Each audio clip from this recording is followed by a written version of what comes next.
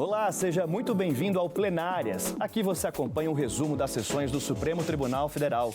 Saiba como as decisões tomadas aqui vão repercutir no seu dia a dia.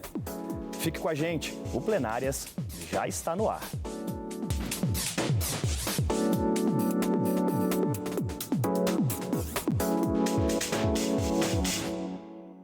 Eu sou o Daniel Adjuto e a partir de agora nós vamos trazer vários assuntos, não são poucos, ao longo de toda essa semana. Mas para entender melhor, temos aqui ao meu lado a nossa consultora jurídica, Karina Zucolotto. Bem-vinda, Karina. Prazer estar aqui com você, Daniel. Nesta semana, nós tivemos a sessão solene de abertura do ano judiciário, o início dos trabalhos de 2024. No discurso, o presidente do STF, ministro Luiz Roberto Barroso, destacou a força da democracia, a harmonia e o diálogo entre as instituições.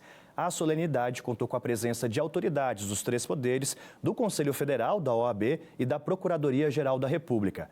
A repórter Marta Ferreira traz os detalhes.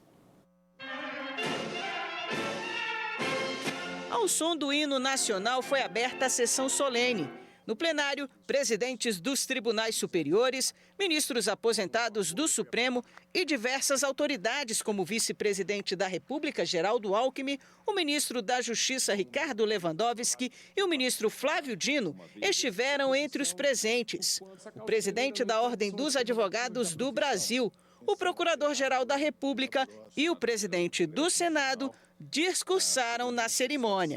Estaremos vigilantes e sempre prontos a responder com altivez os casos em que a atuação profissional for cerceada, seja por abusos, seja pelo barulho cego das redes sociais. A incumbência é árdua e laborosa, mas gratificadora.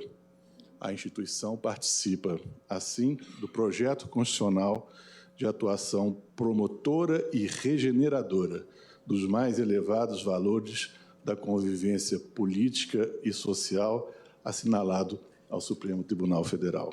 Há pautas, entretanto, que são comuns ao Judiciário e ao Legislativo. Por exemplo, a saúde da nossa democracia. É uma pauta que exige dedicação e sacrifício de todos e que tem múltiplas vertentes. O presidente da República, Luiz Inácio Lula da Silva, também se manifestou. Ele criticou o discurso de ódio e defendeu a regulação das redes sociais como forma de preservar a democracia e os direitos humanos de ataques. Há um ano, ainda eram visíveis nesta casa as marcas da destruição deixadas pelos atos terroristas.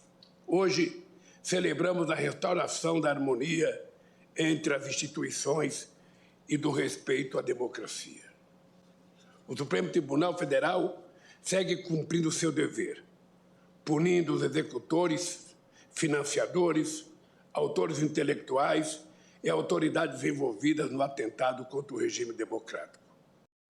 Em seu discurso, o presidente do Supremo, ministro Luiz Roberto Barroso, ressaltou a implementação de um modelo de promoção que garanta a representatividade de gênero e a criação de um programa de bolsa para candidatos negros à magistratura. Em todos os tribunais brasileiros, a promoção tem que, no mínimo, alternar. E, portanto, se um cavalheiro tiver sido promovido, a vaga seguinte por merecimento tem que ser de uma mulher. Isto foi aprovado.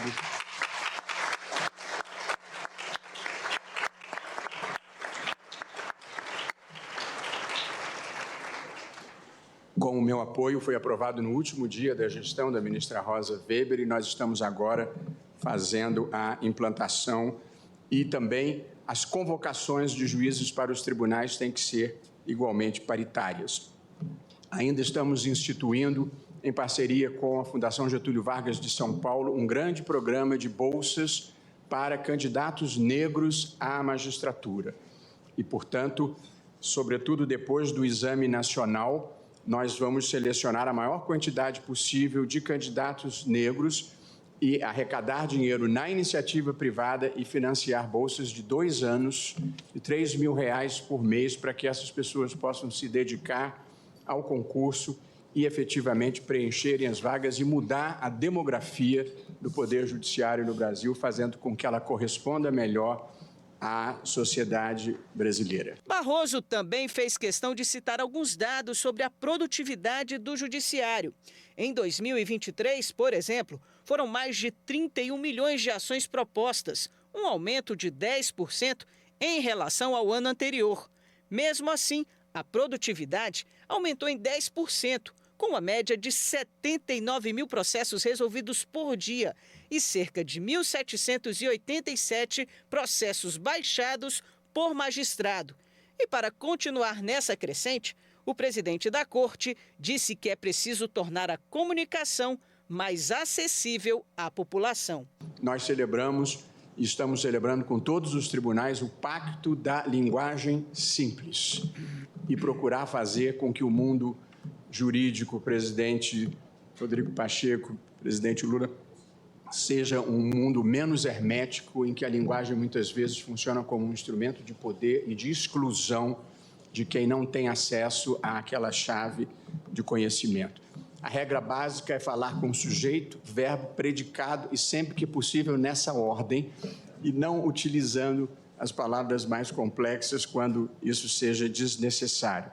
Barroso também reforçou a força da democracia e a harmonia e o diálogo entre os três poderes. Felizmente, eu não preciso gastar muito tempo nem energia falando de democracia, porque as instituições funcionam na mais plena normalidade, com convivência harmoniosa e pacífica de todos. Nem preciso falar de separação de poderes, porque, embora independentes e harmônicos, nós convivemos de maneira extremamente civilizada e respeitosa.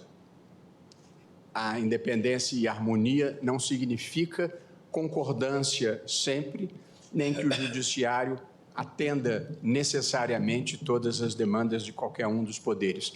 Mas nós nos tratamos com respeito, consideração, educação e, sempre que possível, carinhosamente, como a vida deve ser vivida.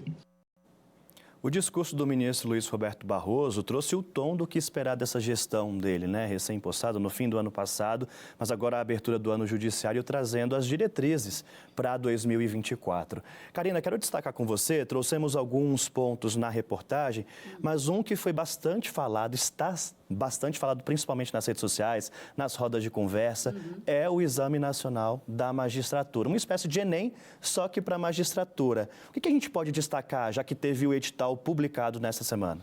Logo o ministro, uma das primeiras coisas que ele disse, né, trazendo de inovações e de projetos para a sua gestão nesse ano de 2024, foi esse concurso nacional da magistratura para quem é bacharel em Direito. Então, um dos requisitos principais é você ter cursado a faculdade de Direito para poder fazer a inscrição neste concurso para ser juiz. Então, o Exame Nacional da Magistratura, entendam, quando a gente fala em magistrados, nós estamos falando de juízes, assim como falamos de juízes quando tocamos o nome de desembargadores, ministros aqui do Supremo Tribunal Federal, dos tribunais superiores.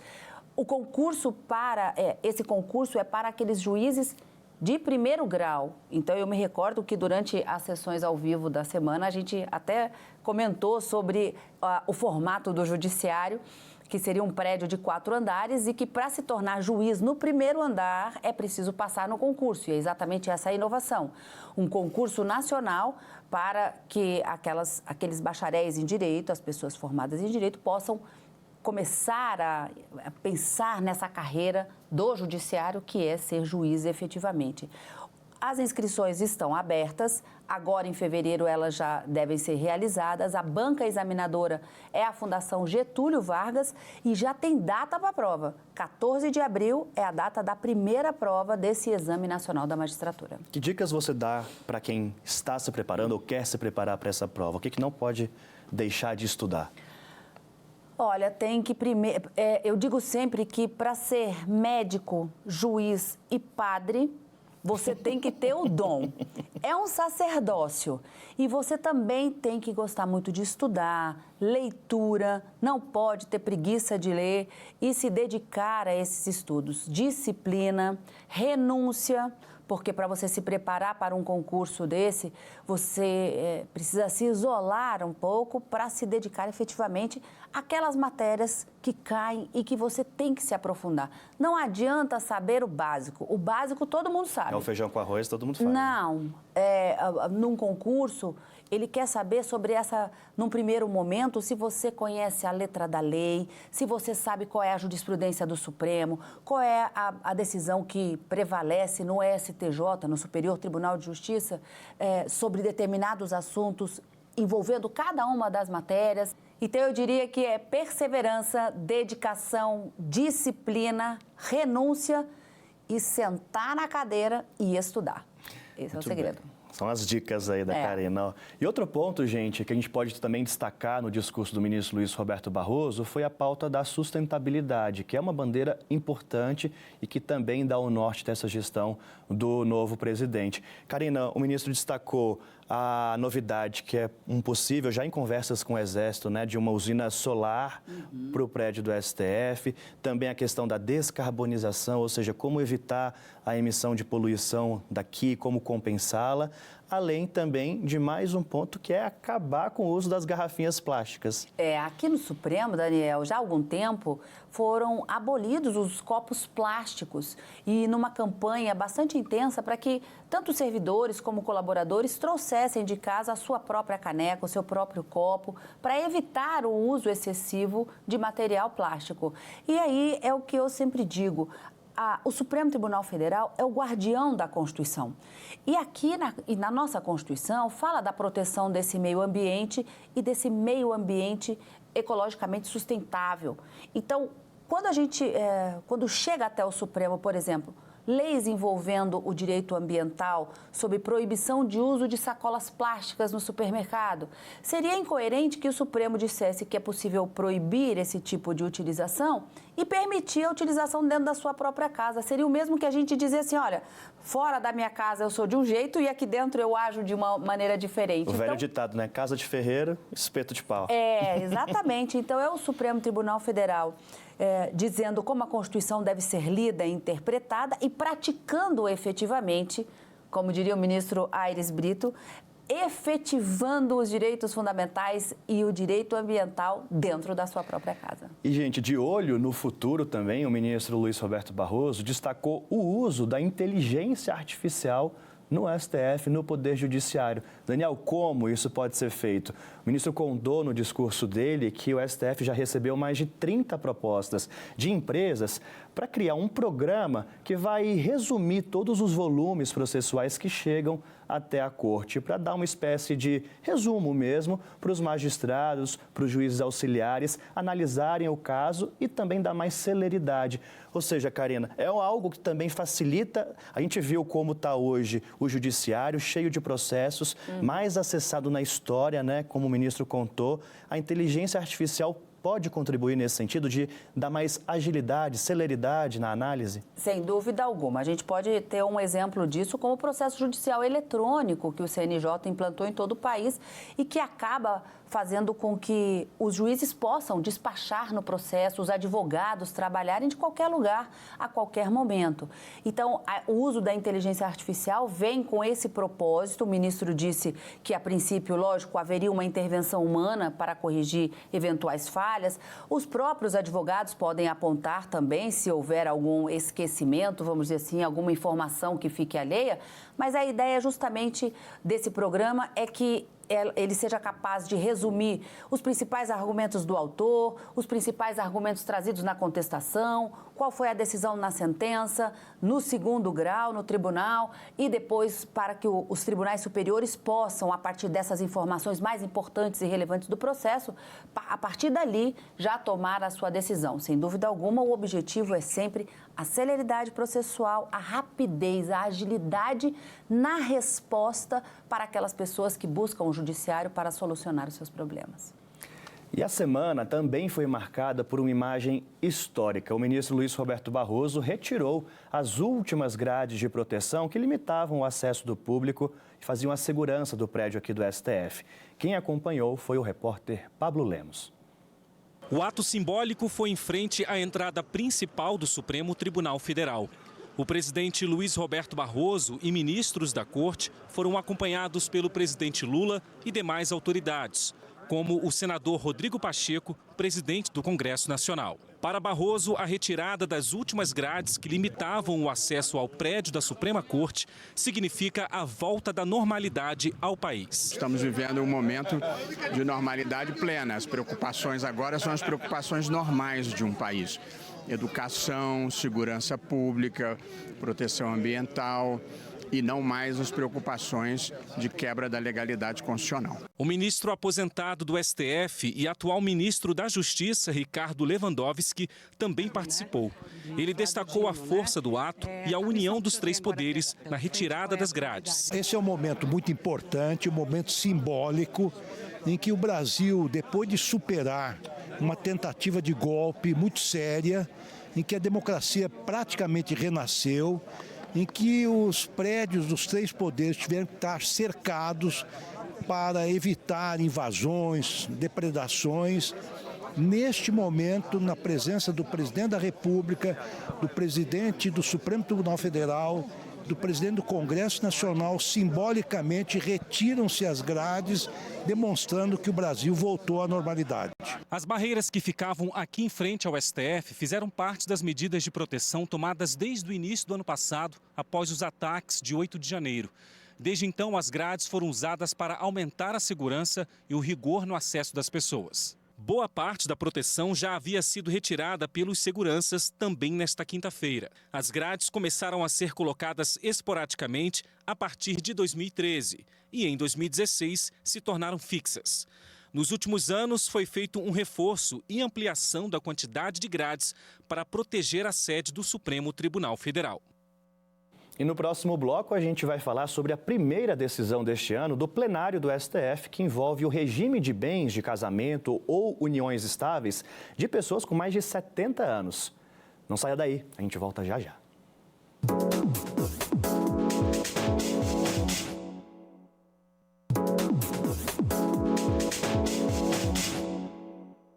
Estamos de volta com plenárias.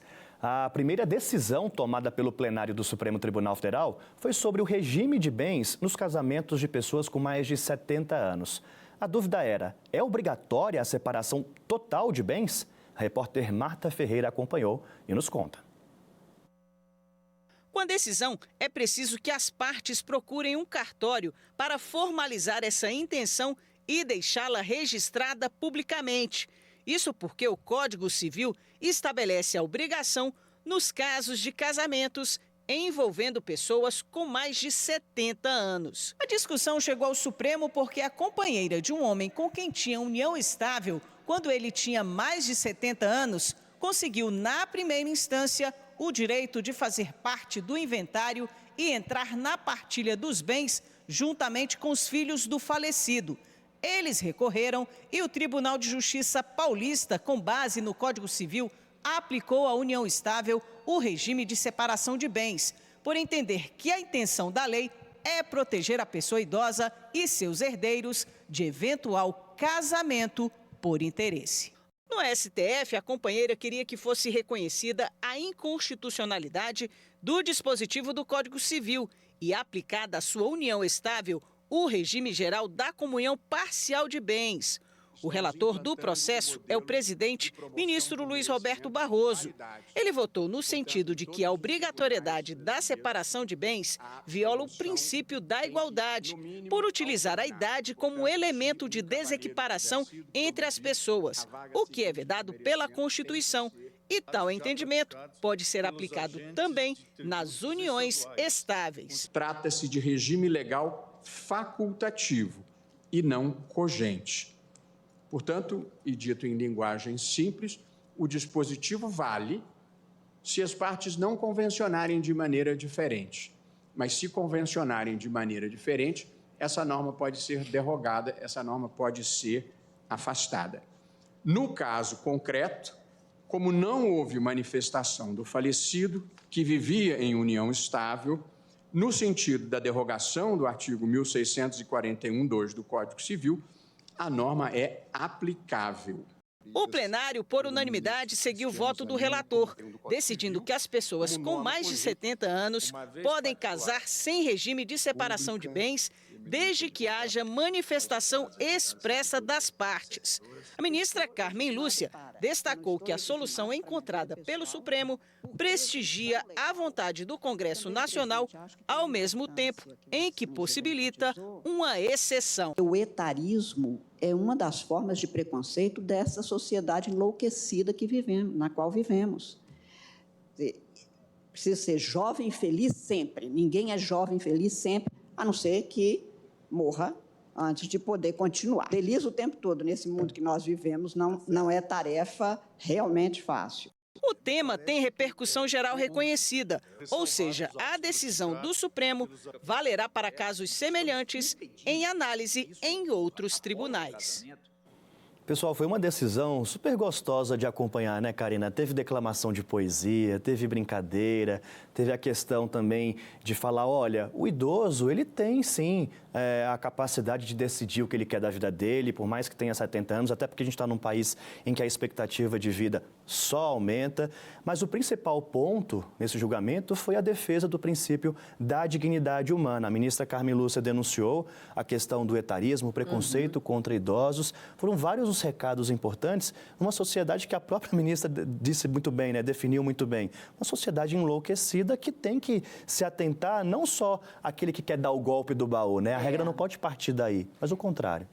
Aqui a grande discussão, e a gente falou ao longo dessa semana, nesse julgamento, é saber quais são os limites da atuação do legislador para proteger essas pessoas contra esses aventureiros, esses golpistas, pessoas que efetivamente se casam por interesse. Mas isso pode ir além da dignidade da pessoa humana, pode violar a autonomia da vontade de eu poder escolher qual é o regime de casamento que eu quero a partir de amanhã para consolidar uma união com uma outra pessoa. Então, essas foram as discussões e os pilares vieram justamente nesse sentido, envolvendo a dignidade da pessoa humana enquanto princípio fundamental da Constituição, a igualdade e essa vontade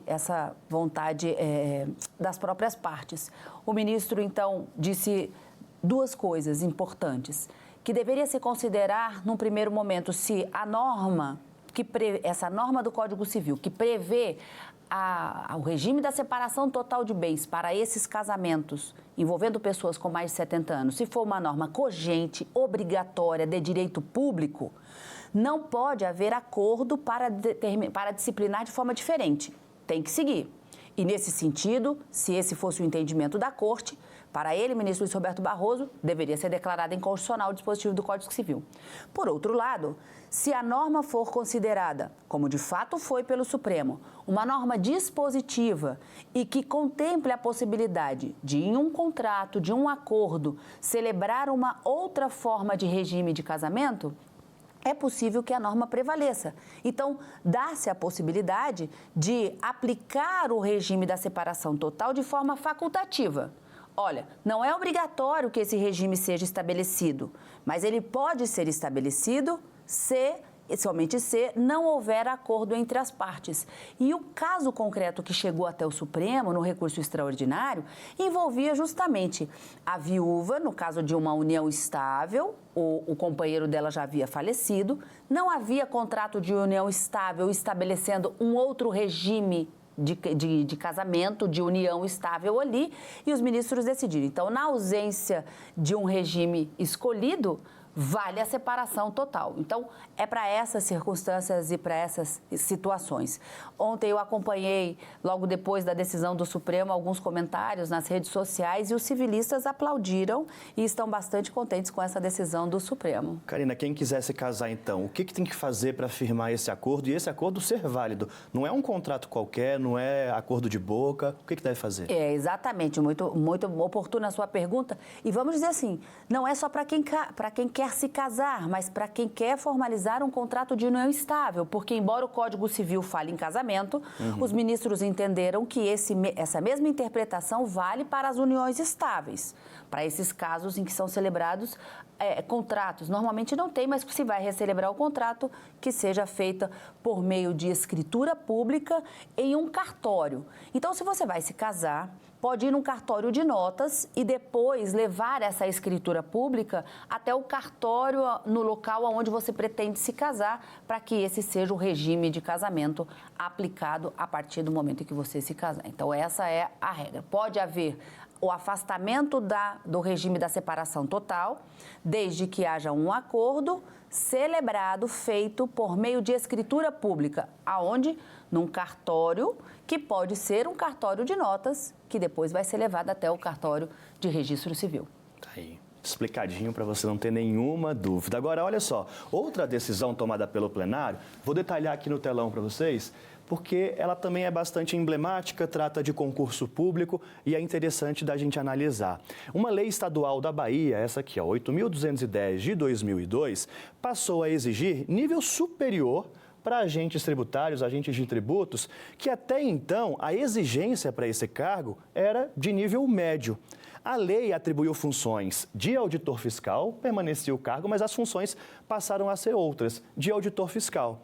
E o caso veio parar aqui no STF. Por quê?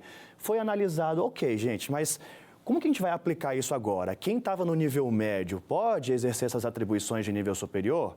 Os ministros entenderam que não é possível que os agentes desempenhem as funções que agora precisam de outros requisitos. Então, esse aqui é um panorama do que foi analisado. E já vou perguntar para a Karina, por quê? Isso, Karina, foi decidido em 2021, o mérito. E aí veio para o plenário do Supremo, num recurso, um embargo, né, de declaração. Isso para a gente saber a partir de quando que isso fica válido, né? Agora, já teve concurso, quem entrou, como é que fica essa questão, até para colocar na prática, de fato? Olha só. Eram dois recursos chamados de embargo de declaração, um do governador e um da Assembleia Legislativa do Estado da Bahia, que buscavam aqui no Supremo justamente resposta para essa pergunta. A partir de quando essa decisão vale? Ou seja, a partir de que momento os atos praticados por esses agentes de tributos que foram aprovados num concurso para cargo do nível médio não podem mais exercer as suas funções, porque agora, a partir de 2002, a lei exige uma formação de nível superior para o exercício deste mesmo cargo, que tem outras atribuições, incluindo a de auditor fiscal. Então, o Supremo disse, como você bem mencionou, lá em 2021 na decisão, que não é possível que eles realizem essas mesmas atividades. Mas disseram que essa decisão do Supremo passa a valer a partir da publicação da ata do julgamento que foi realizado esses embargos, ou seja, a sessão do dia 1º de fevereiro. Então, quando publicada a ata do julgamento do dia 1º de fevereiro, quando efetivamente os ministros julgaram esses embargos de declaração, já não são válidos mais quaisquer atos desses agentes de tributos que passaram no concurso com a característica de exigência de nível médio. Mas uma procuradora subiu à tribuna durante ainda o julgamento e esclareceu que já havia sido feito um concurso público e que esses auditores fiscais, esses agentes de tributos já estariam realizando as suas atividades já com a formação superior, então que não haveria qualquer óbice. Então, os ministros, a decisão do Supremo acabou ficando um tanto mais facilitada, mas a decisão valeria então a partir da publicação da ata do julgamento do dia 1º de fevereiro de 2024. E assim começou a semana do Judiciário, viu, Karina? Muito obrigado. A gente conseguiu explicar tintim por tintim aí o que aconteceu no Supremo. Conseguimos trazer pelo menos um pouquinho de tudo o que aconteceu na sessão única dessa semana, do dia 1º de fevereiro, quando da abertura do ano judiciário de 2024 aqui no Supremo Tribunal Federal.